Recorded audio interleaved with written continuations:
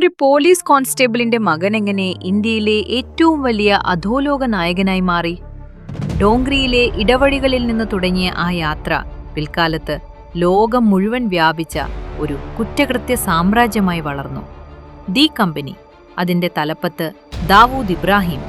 അയാൾ എങ്ങനെ the most wanted Indian ക്രിമിനലായി? 1955 മഹാരാഷ്ട്രയിലെ രത്നഗിരിയിലാണ് ദാവൂദ് ജനിച്ചത്.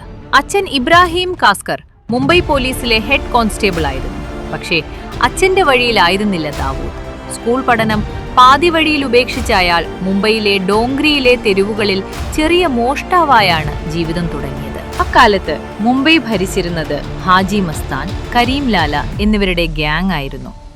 അവരുടെ കീഴിലായിരുന്നു ദാവൂദിന്റെ വളർച്ച. പതുക്കെ സ്വന്തം ഗ്യാങ് രൂപീകരിച്ച ദാവൂദ് പത്താൻ ഗ്യാങ്ങുമായി വലിയ യുദ്ധത്തിലേർപ്പെട്ടു. ചോര ചിന്തിയ ആ ഗ്യാങ് വാറുകൾക്കിടയിലാണ് ഡി കമ്പനി എന്ന പേര് മുംബൈയിൽ മുഴങ്ങിക്കേട്ടു തുടങ്ങിയത്. വെറുമൊരു ഗുണ്ടയിൽ നിന്ന് സ്വർണ്ണക്കള്ളക്കടത്തിന്റെ രാജാവായി ദാവൂദ് അതിവേഗം വളർന്നു. മുംബൈയിൽ പിടിച്ചു നിൽക്കാൻ ബുദ്ധിമുട്ടായതോടെ ദാവൂദ് ദുബായിലേക്ക് കടന്നു. അവിടെയിരുന്നു മുംബൈയെ നിയന്ത്രിക്കാൻ അയാൾക്കായി. പക്ഷേ യഥാർത്ഥ കളി തുടങ്ങാനിരിക്കുന്നതേ ഉണ്ടായിരുന്നുള്ളൂ.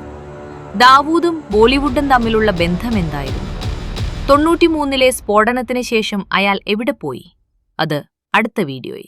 സബ്സ്ക്രൈബ് ചെയ്യാൻ മറക്കരുത്.